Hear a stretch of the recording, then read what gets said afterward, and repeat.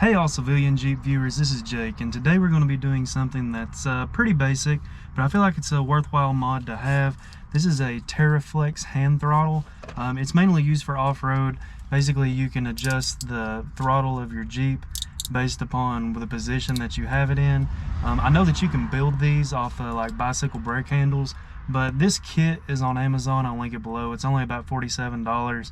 I thought that it wasn't worth my time trying to build this kit to get it at a cheaper price when it's only $47, but I just want to show you guys how to install something like this, and so you can have that smooth kind of gliding feeling when you're off-road.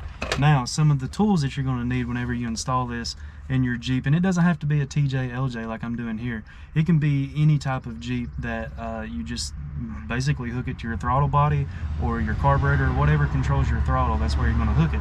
Some of the tools though, you need a crimper to crimp the end, a wire cutter because you're eventually going to cut the excess wire, a couple screwdrivers, a flathead, Phillips head, the 5/16 wrench, and drill bit, specifically a 1/4 inch drill bit, but you might need to ream out the bushing on the actual hand throttle itself, so you could have to have a bigger drill bit as well. So we'll get to that here in a minute and we'll see which one you need. But so these are just a couple of the tools that I know you're going to need, so make sure you have these handy. And I would like to mention that my Jeep has cruise control, so it's going to be a little bit different than if my Jeep didn't have cruise control, but it's still the same concept. So let's dive right into it. Step one out of this process is going to be remove your shift knob. Mine is a rock knob. It's an aftermarket shift knob. So, but yours, if it's the factory one, will have a little circular piece in the middle. You're going to get like a flathead and pop that piece out, and there'll be a nut on there. So just remove that nut and then your knob will slide out. So basically remove your knob so you're going to have access to put the actual lever down onto the shaft. So next step, when you have your hand throttle on the little bushing here, you want to ream it out so it slides down on the shaft. I'm going to use a 3/8.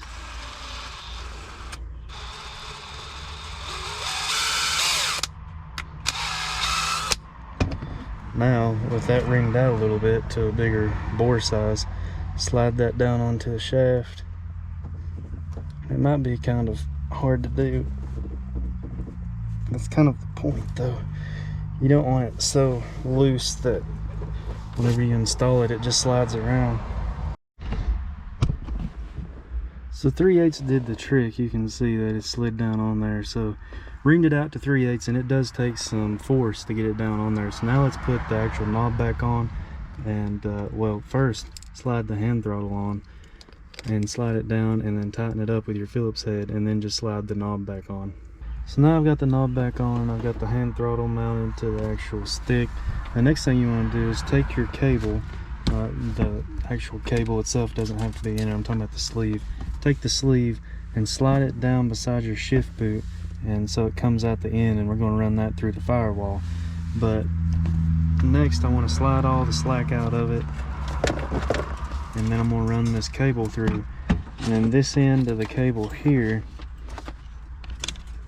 is what's going to sit right down there in the hand throttle. So slide your cable through that, and then it'll go through your boot, and then all of it's going to be right down there, and then I'll show you where you need to drill your hole.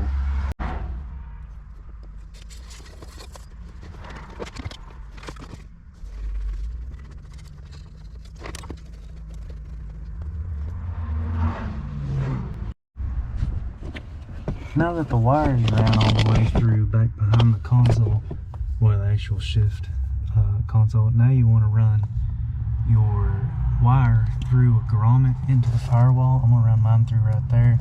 I'm just going to drill a hole and send the cable through there, right there.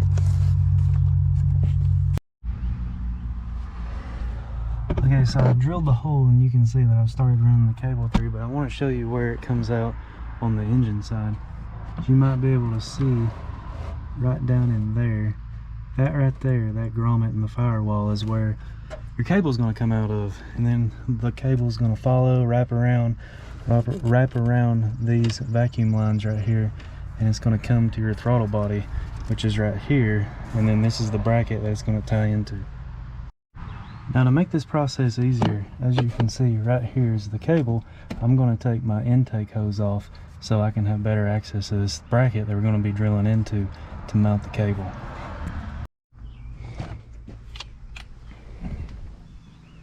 Ended up not taking the whole hose off. I just used my flathead Phillips and got that hose clamp off and just slid the intake out of the way. Next, I'm going to drill a 1/4 inch hole right there because I have cruise control, which if you have cruise control, it means that you have to drill a hole right here and you're going to connect in here where the cruise control would normally connect into. But if you don't have cruise control, you're going to use this bracket here. It'll be open and there's an L bracket supplied. Just drill in right here and put that supplied L bracket right here, and that comes with a little nut and a cable holder. So basically you're just gonna, if you don't have cruise control, you're basically gonna have this missing, so you're gonna supply your new line here and go all the way in and connect into your throttle body. But because I have cruise, I'm gonna drill a hole right here, a 1/4 inch hole, and then use the supplied mount to mount it up. So before I start drilling, I'm going to take my shop vac and I'm going to hold it right here at the actual mount bracket to pick up some of the metal shavings, as well as I plugged my throttle body with a paper towel just so nothing gets in there. I also put a paper towel under the bracket to try to catch any shavings that the shop vac misses. But now I'm going to want to drill a 1/4 inch hole into this bracket here. So let's go ahead and do that.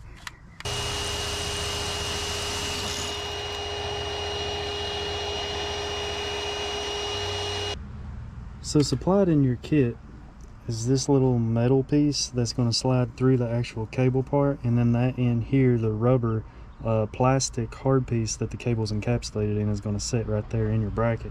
So take your cable, slide it through this end of the bracket, go all the way through, and then go to the other side, and I'll take your cable here, slide it through the new hole that you just drilled, slide it through, and then the new bracket's also going to slide through there. Now on that bracket is a nut. Here's your nut. Slide it through, and that's what's going to hold your new bracket in place. Now this is where the 5/16 wrench comes from. To tighten this down, it's going to be a 5/16.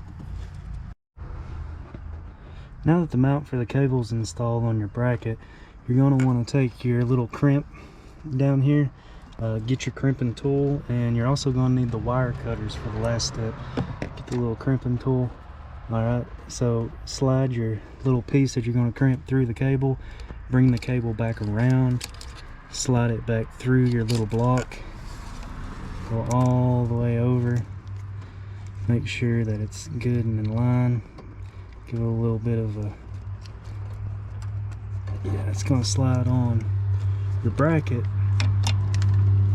that actually controls the throttle, just like that. And then the cruise control is going to slide back on, and that's what's going to keep it from falling off.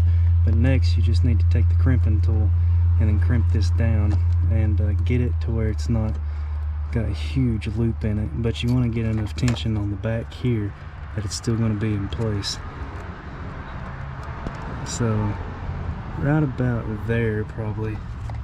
So take the crimping tool and just cinch it down. Now that this is crimped, you're going to have a little bit of excess. Just cut this wire, maybe like back in here, and then you're going to take a zip tie or electrical tape and just tape it up right there. As you can see, I've already connected the cruise control back up, and that's pretty much all there is to it. The next thing we need to do is just test it out from inside the Jeep.